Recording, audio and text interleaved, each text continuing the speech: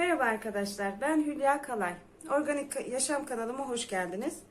Ben aranıza yeni katıldım ve ilk videomda sizlerle grip, soğuk algınlığı ve öksürükle nasıl baş edebiliriz bununla alakalı bir video paylaşacağım.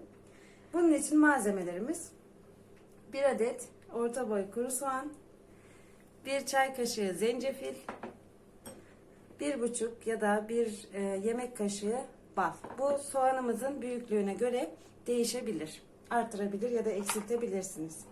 Ve başlıyorum.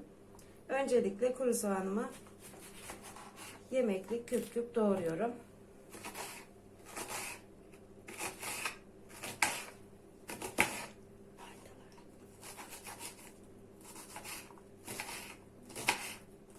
Büyük ya da küçük olması o kadar da önemli değil. Zaten soğanım sulanıyor.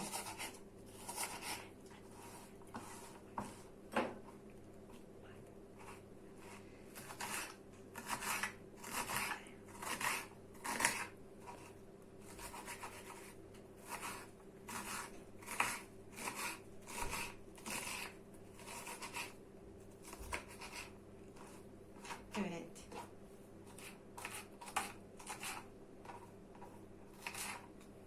Doğradık. Bunları boş kabımıza alıyoruz.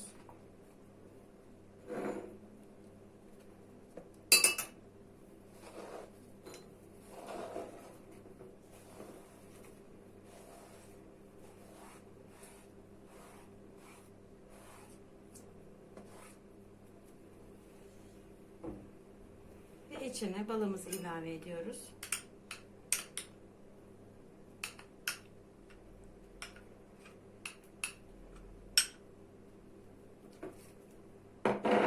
Sonra zencefilimizi koyuyoruz ve karıştırıyoruz. Bu arada zencefilin bir sürü faydası var. İçinde bol vitamin ve mineraller var. Faydaları astım için çok faydalı. Öksürük için çok faydalı.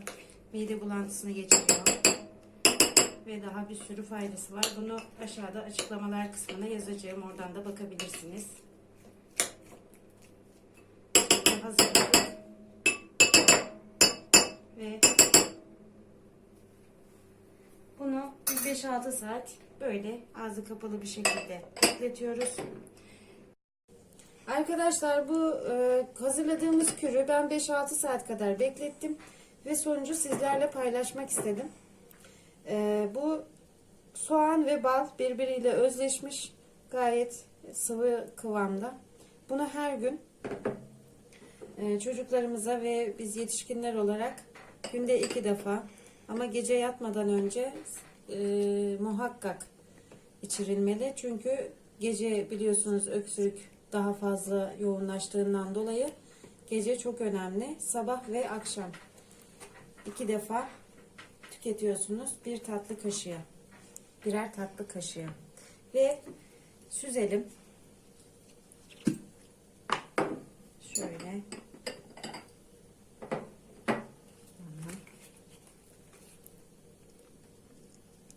Suyu lazım bize zaten.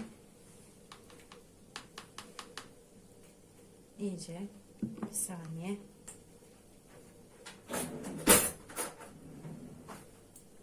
İyice süzdürüyoruz şöyle bastırarak.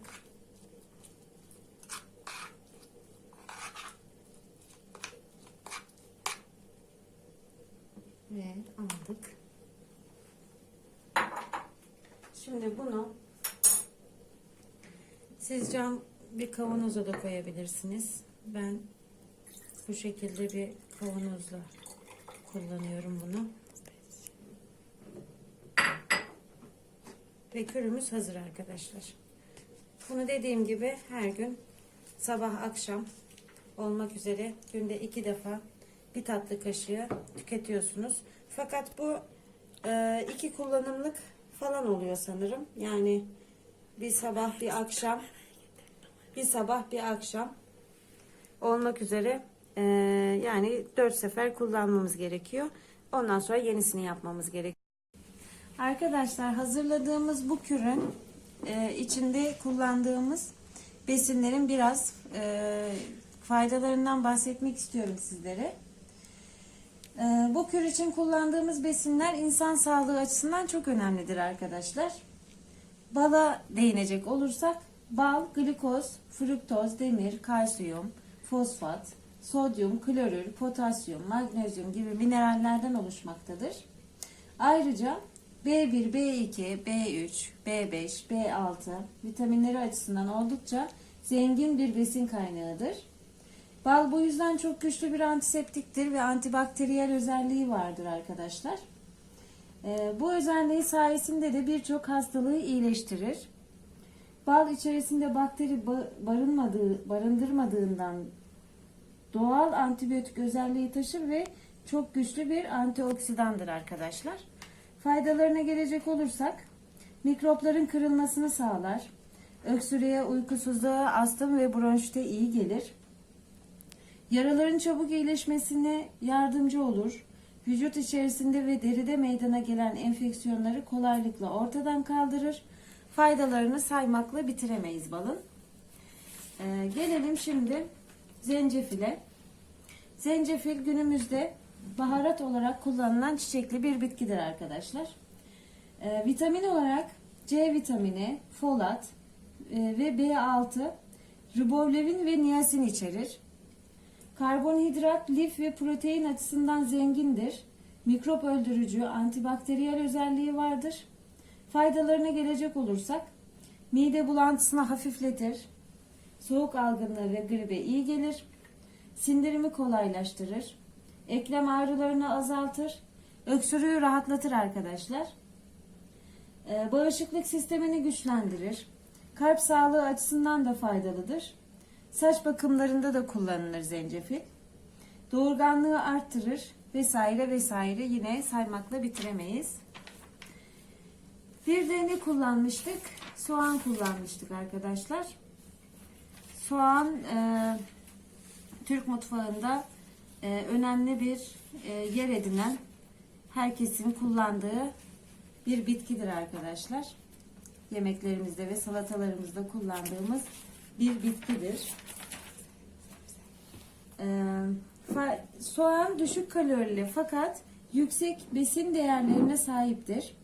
İçerisinde bol miktarda vitamin ve mineral vardır arkadaşlar. C vitamini, B6 vitamini, magnezyum vardır.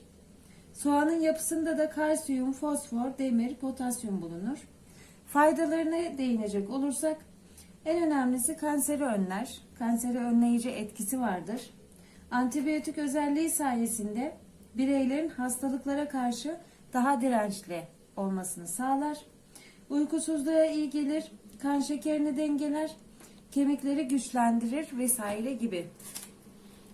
Ve bu saydığımız 3 besin arkadaşlar bir araya gelince hemen hemen aynı faydaları sağladığından dolayı bir araya gelince gerçekten öksürüğü kesinlikle ortadan kaldırıyor.